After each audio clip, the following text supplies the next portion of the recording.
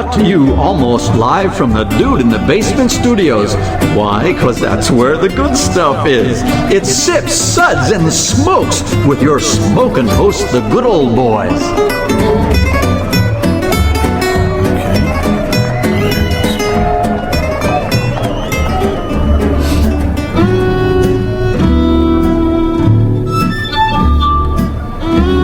Suds, Suds, Suds. It's time for more Suds.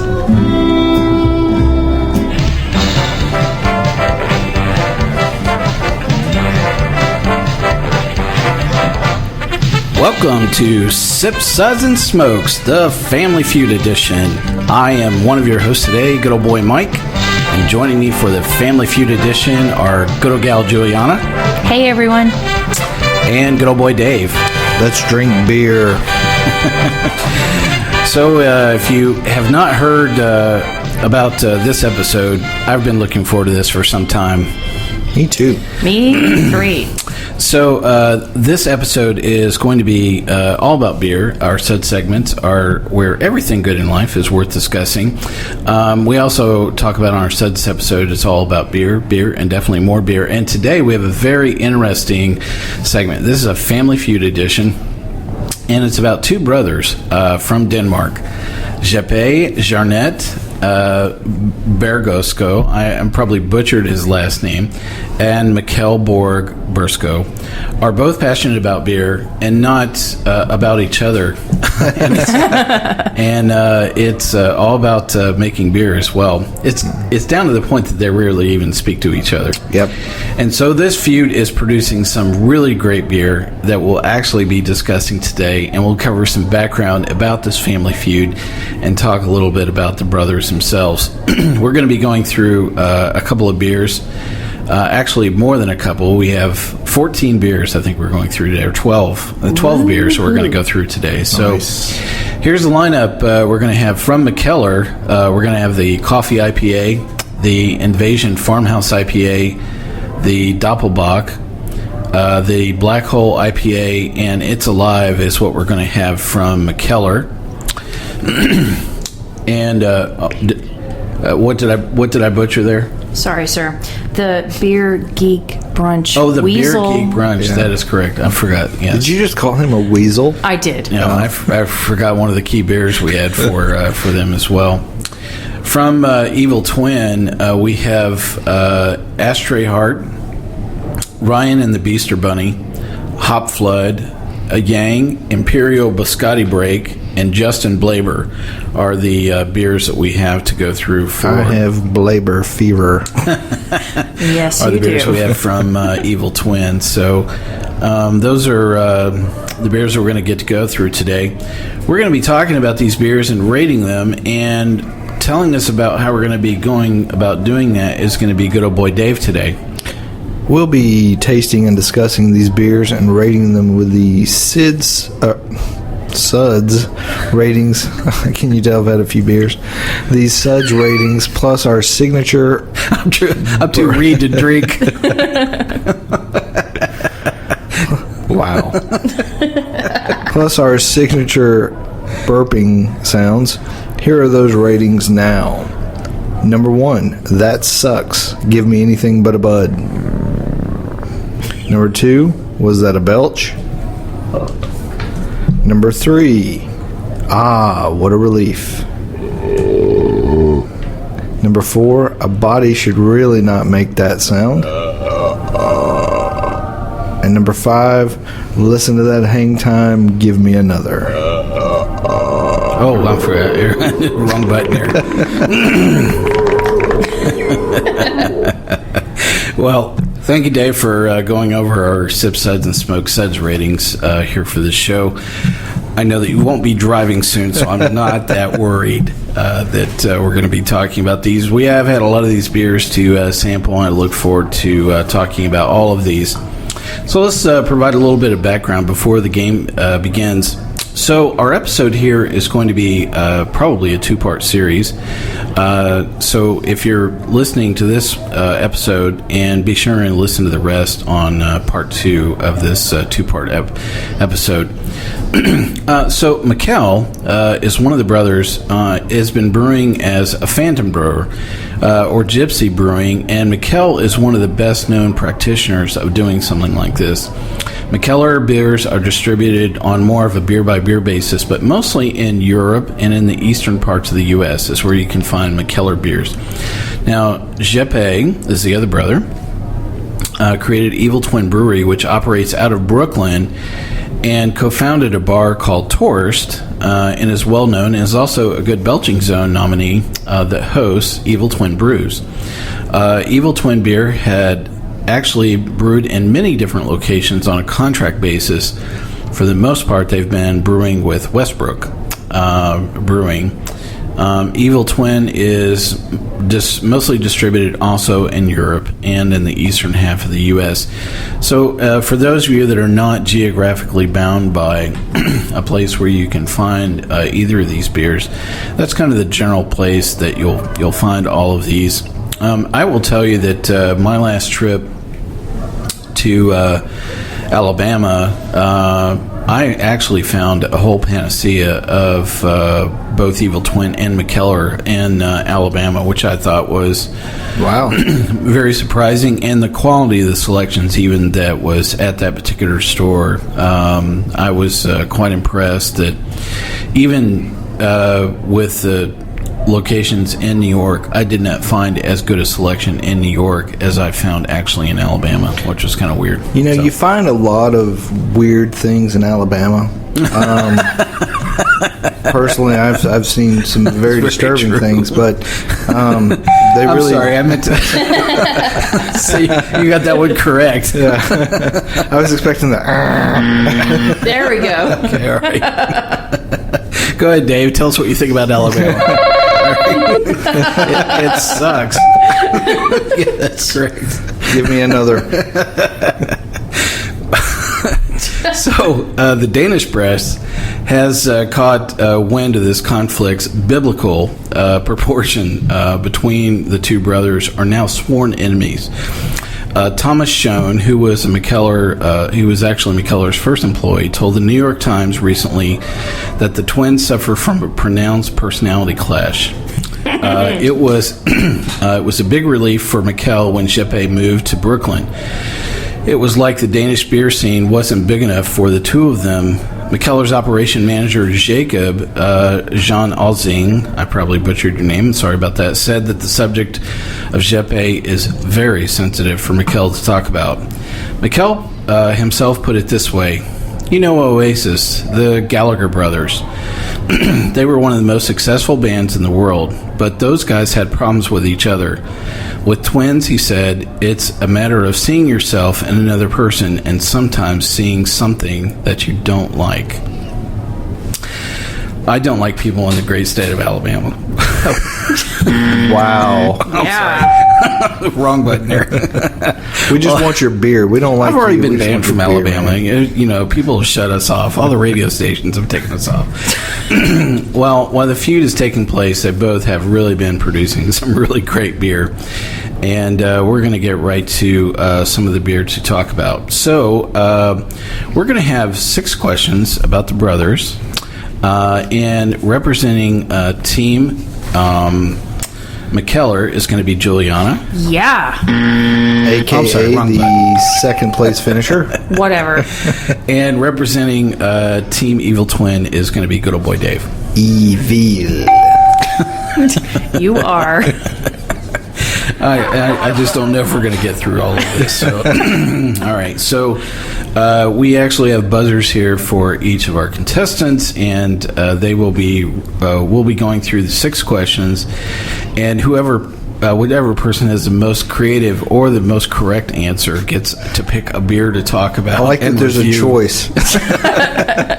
Well, I had to provide some leeway. There is beer involved, so I had to, say, I don't know if you're going to get any of these right, so I got to go with either correct or creative. So, plus Julieanna cheats. So. All right. So, if you don't know the sound of Family Feud, the first sound you'll hear after we read a question will be the buzzer, and then they'll get to answer a question. They'll get it right, or they'll get it wrong, which will be the sound that Dave will be hearing most often. Yes. So, all right. Hear that in my sleep. So here we go with the first question here on the Family Feud. Come on down. First question. What did Mikkeller do before he started brewing? Good old gal Julieanna. He was a badass high school science teacher. Correct. Protest. Question number one. Whatever. She got to practice, right? So I will tell you that all of our questions were derived from the New York Times article on this feud. That was a very good article. And it was a very good article, and I enjoyed reading it. And if you would like to know more about the family feud between the two guys here, you should definitely check that article out. But it has inspired this episode as well as the beer. All right. Team Mikkeller, what was your top beer that you got to pick out of the Mikkeller beers? Well, one of my top beers that I really enjoyed was It's Alive. Oh, cool. Yeah, and the reason why I like this was for a couple of reasons. It is claimed to be their version of a Trappist beer, so Mikkeller's doing his own take, but I really liked the fact that it's a very hoppy and it's a very comfortable beer to me, for lack of a better word. And it's very approachable for an American taste palate. So let me introduce a little bit about this beer as well. The Mikkeller It's Alive is considered a Belgian strong ale. This is from Copenhagen by Mikkeller. The ABV on this is 8%. It is it's actually supposed to be a tribute to a Trappist beer, Orval. And it's actually classified as a Belgian strong ale, although I have a tough time describing it as such. So what were some of the other tasting characteristics around this that you like?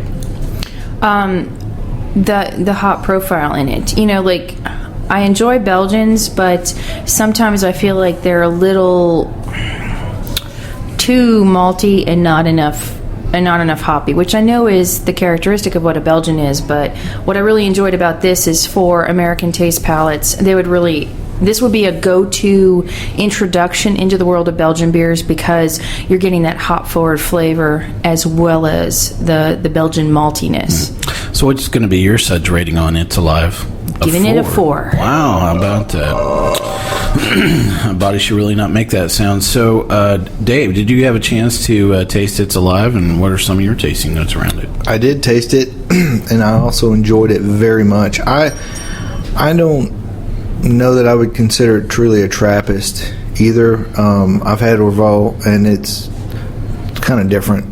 I do think, like what Julieanna said, this is a great introductory beer for people who want to get into Belgians, because you can definitely taste the Brett, but it's not overpowering, and it balances with a nice malty flavor with a little bit of the spiciness. I didn't get as much of the hop as she did, but I do think it's a very approachable beer, and I enjoyed drinking it very much. So what's your SUDS rating for It's Alive? I gave it a 4. Wow, a 4 as well.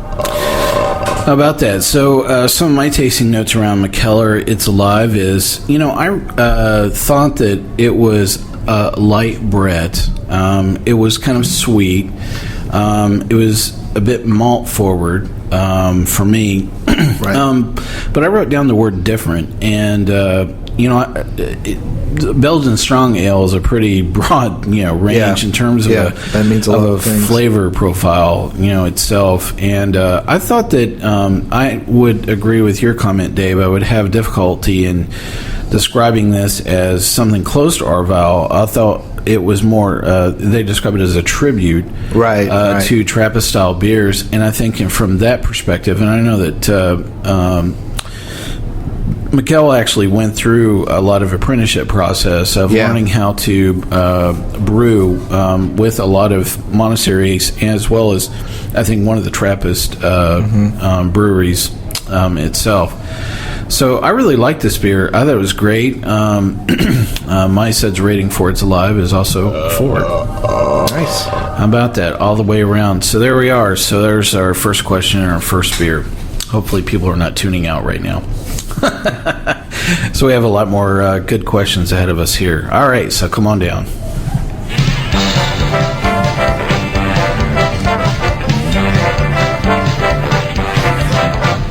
All right, question number 2. How many different beers did Mikkeller produce in 2013? Good old boy Dave. 1 billion.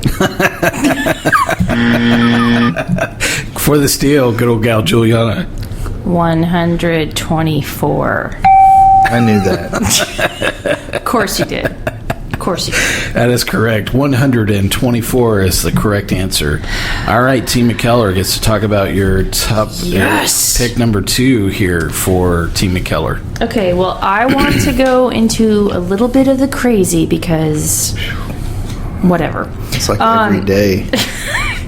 I would like to talk about the Beer Geek Brunch Weasel. Ooh, okay. Yes. I found it a very interesting and very flavorful beer. So for those of you that may have never heard about it, what's interesting about this beer is that it's made from a particular animal called the Civet cat. Mercat cat. Yeah. Yes, it has cat poop in it. Yes, it does. But evidently, people like cat poop. You know, I could have guess had a very different reaction. I mean, people could really get angry about this rather quickly. They can. But what's cool about it is that, okay, for a strong oatmeal stout, it is a little on the sweet side for me, but it's a very interesting interpretation of an oatmeal stout, and very smooth and very tasty. So what's going to be your SUDS rating for Beer Geek Brunch then? I'm giving this a 4 as well. A 4 as well. Body should not make that sound. Good old boy Dave, did you have a chance to check out Beer Geek Breakfast, and what you thought about it? I did, and I definitely tasted the Weasel. Did you now? I did not enjoy this beer. It's, if you're going to call it an Imperial oatmeal stout, then don't put coffee in it, poop or not. It definitely has the body, and there is some sweetness in it, but I think the coffee comes in and adds a bitterness to it that really overtakes the sweetness at the end. So I gave this one a 2. Wow. Was that a belch? Or a dagger in my heart. Or a dagger in your heart, you think, huh? My tasting notes around Beer Geek Brunch were, I just thought it was too sweet. Was the thing that I wrote down first. There was some balance that I was looking for there, and there was more cola, type quality that was kind of coming into play, for the beer for me. The other flavor descriptions of what was in the bottle, be it the cat or the whatever, I just, I don't know if that was tossing something off, but it just, for me, it was just sweet cola and not what I tend to enjoy when I'm thinking about beers that are oatmeal stout. So, Julieanna, I know we were talking about beers that you're actually entering in a homebrew competition, and this is a style that you're going after as well, right? An oatmeal stout. This is. And although this is kind of sweet, and I'm not sure where, obviously it's an Imperial oatmeal stout, so you're getting some sweetness from there. Also of note, as it has warmed up, I'm tasting more roastiness in this beer than I did initially. Initially, it was a lot sweeter. But there's a fine line between, oatmeal stouts, you want them to have that balance of sweetness and roastiness. So we tend to find oatmeal stouts out there that tend to be on the sweet end of things. So it's nice to be able to have something that is really roasty. Now, there's degrees of roasty, whether you're getting it from the chocolate malts or whether you're getting it from the toasted oatmeal malts. Depending on how the brewer decides to make his style, will depend on where you get the sweetness or whether you get like a heavy roastiness. Yeah. So is this a flavor profile that you're going after for your oatmeal stout? Actually, no. It is not. No. I'm going for... Okay, I'm not making an Imperial oatmeal stout. But my oatmeal stout is more roasty because when I think of a true oatmeal stout, it is a very roasty beer. Well, there you have it. Plus, none of the grains were processed through any animal. Allegedly. Before being put into the beer.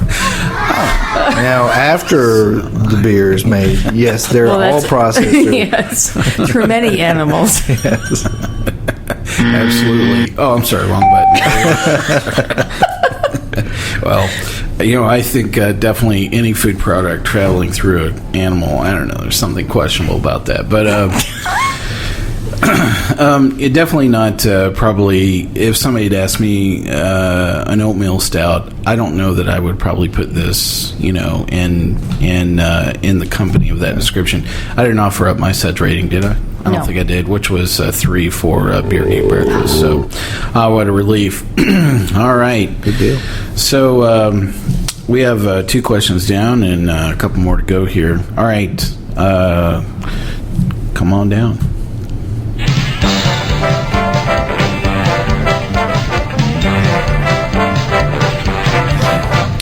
All right. Question number 3. What is the name of the Brooklyn neighborhood where you'll find tourists and probably Jeppe sitting on a stool? Good old boy Dave. Greenpoint? Oh, dude. I'm sorry. Correct answer. It is Greenpoint. I wrote it down on my arm and everything. I know that everyone's rooting for you, but at the same time, they're just somehow they're rooting against you. Dave. I don't know what it is. Story of my life. Name it Evil Twin. That is definitely correct. Is Greenpoint is the name of the neighborhood where Torched is, and a nominee for Good Belching Zone. I've spent quite a bit of time at Torched, and I actually sat on a stool right beside Jeppe at Torched one evening. It was kind of a strange experience. It was one of 4 or 5 times that I went in, and I was just sitting there at the bar and chatting up with a bunch of other people, and guy sat next to me, and he said, hey, have you ever tried, I can't even remember what beer he asked me about. I don't even think it was an Evil Twin beer. And it was a beer that I had not had before, and we ended up chatting about it. And he said, I'm Jeppe from Evil Twin. I'm like, wow. I said, how cool to meet you. I said, I love the bar here. It's just so cool. You were telling me too that it has some kind of advanced draft technology. That is correct. One of the interesting features of Torched is they have the what is the name of that? Flux capacitor, right? I knew I'd think of it. Where they can actually adjust the temperature and the amount of CO2 pressure that is applied for that particular beer. So they actually have the ability of stylizing the distribution system based on the beer itself. That's wild. That is just amazing, and definitely very cool technology. That wasn't necessarily the reason why they were a Good Belching Zone nominee, although it is very cool. I would certainly say the quality of the beers that they have in Torched, the clientele, and just the atmosphere itself. Greenpoint is a really great part of Brooklyn. It's a traditionally Polish neighborhood, and really lots of great restaurants. Definitely, if you love a good stuffed cabbage dish, I would absolutely tell people to head to Greenpoint. It's a really great place. It's just right across the street from Tours. Was it was Tours pretty busy the whole time you were there? There's an ebb and flow that I noticed, at least in the times that I was in Tours. It was during the week was most of the time that I was there, and it wasn't absolutely packed to the gills. Some of the other places in New York City, I would certainly say it doesn't matter on the day of the week. It's just going to be so busy you don't want to go. You're going to have to go for elbow room to get up to the bar and stuff, but nothing like that. At Tours, part of it is because a little bit of effort, to try and get to Greenpoint. It's not on.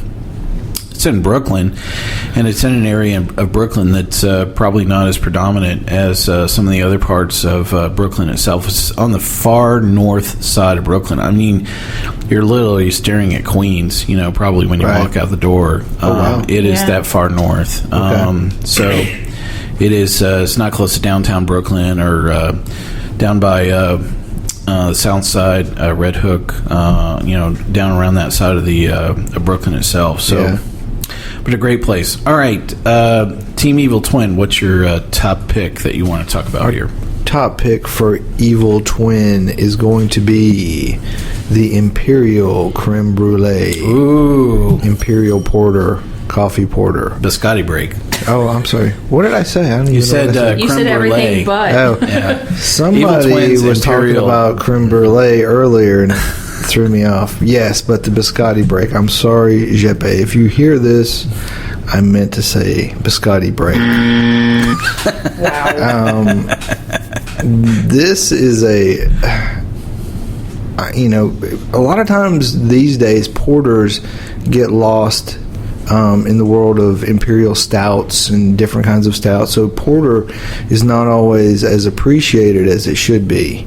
The main difference between a porter and a stout is a little bit of the roastiness, and that can really be the only difference. Stouts usually have the roasted malt and things like that. This is a big, sweet, delicious beer that's very complex because it starts out sweet and big and full of flavor, but it finishes with a nice dryness to it that I find makes it easier to drink a lot of it. As it warmed up, it gets better. And it's one of those beers that pour it when it's cold, take a sip, and then just sit back and wait for the party to come. I'm a big fan of it, so I gave it, and this is Biscotti Break. I'm going to say the name again correctly. I gave this a 4. A 4. A body should really not make that sound. Julieanna, did you have a chance to taste Imperial Biscotti Break from Evil Twin? I did, and I enjoyed it as well. I think it's a good girls' beer for those That must be why I like it. whatever. No, I for girls that are afraid of dark beers because they think they're going to be too roasty, too sour, too astringent, this is a great introduction. Because yes, it is a porter, but that sweetness on the beginning is right there in the forefront, and it'll ease you into what a porter tastes like. Absolutely. So, like you, I'm giving it a 4. A 4 as well. A body should really not make that sound. Wow. So we have 12 beers here, and the Evil Twin Imperial Biscotti Break. There's a couple of times that I've written down the word "wow" at the very beginning of my tasting notes, and this was one of them. Now. Evil Twin makes this beer in a non-imperialized version. It's just called Evil Twin Biscotti Break. Yeah. And they've been playing around with the recipe, at times as well. This is the first time I've had the Imperial version. This is the perfect coffee porter. Yeah. If somebody asked me what should a coffee porter taste like, I would hands down hand this to them as the reference standard of saying, this is exactly what you're aiming for. I thought it had great coffee, roasty, definitely porter style. Just a hint of cocoa, just incredible balance in the beer itself. I think the only thing I was disappointed about this is that I didn't actually finish my entire sample. That was about the only thing that I didn't do. And I'm sitting here eyeing the bottle through the glass that we're staring at, going, "Oh my God, I can't wait to get to the rest of this," because it was just a phenomenal beer. My suds rating for Evil Twin Imperial Biscotti Break is going to be a 5. Nice. Listen to that hang time. Give me another. I can't think of any finer beer that I've had in this style than this one. You know what's cool about it too is that a lot of times with beers like this, we call them dessert beers, or we say, you couldn't drink a lot of it or something like that. But this one, you actually could do a full pint and not really. Yeah, I don't think it would be so sweet that you would go, "Wow, I am stuffed." Yeah, I think that while I think that I can definitely see enjoying this in a half-size, snifter style. Sure. Having a full pint of it would just be just as enjoyable. Absolutely. So, great beer. I'm really glad that this was in the lineup, and a great example of the wide variety of things that I think both of the brothers are doing here. So, great choice, Team Evil Twin. All right, so those are our first 3 questions here on our 2-part series. So we'll wrap up at least this episode. Be sure to catch the rest of our Family Feud episode on part 2, which will be coming up probably the week right after this episode. For right now, I want to thank all of our listeners on Sips, Suds, and Smokes. You can catch all of our episodes online on iTunes, SoundCloud, TuneIn, Stitcher, YouTube, Uncle John's Basement, and Spreaker, our native media host. You're still trying to figure out where Uncle John's Basement is, aren't you? I am. I'm searching. She's been to Uncle John's attic, but she's never seen his basement.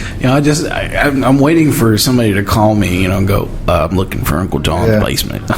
Or, where's hey, that this at? is Uncle John. What have you been doing in my basement, boy? That's right. You got some good beer down there, don't you? Our terrestrial radio station hosts are always expanding and praying that we actually have something worthy that they can put on the air. Keep trying, buddy.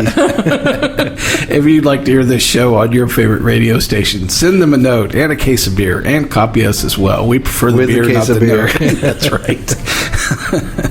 You can reach us online anytime at info@sipsudsandsmokes.com. Our daily tasting notes flow out on Twitter every single day. @SipSudsSmokes is our handle, and our Facebook page is always buzzing with lots of news. Do us a favor and take the time to rate this episode if you're listening to us online. That's a really big help. It helps us get to the top of a lot of search engines, and a lot of other people can find us that way. And we also get to see your feedback as well, and occasionally we might read some of that feedback here on the show as well. Most of all, I want to thank my co-host for joining me for this part 1 of our Family Feud, good old gal Julieanna. Thank you for being here. Oh, no, thank you.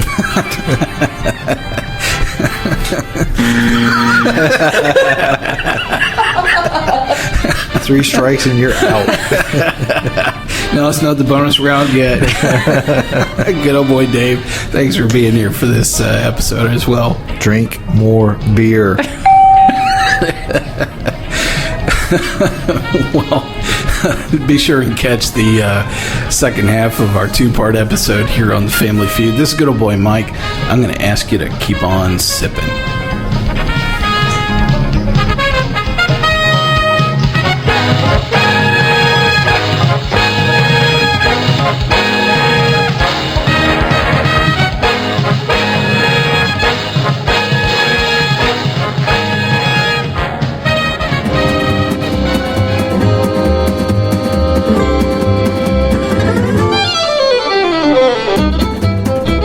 This has been a One Tan Hand production of Sips, Suds, and Smokes, a program devoted to the appreciation of some of the finer slices of life. From the Dude in the Basement Studios, your hosts, the Good Old Boys, will see you all next time.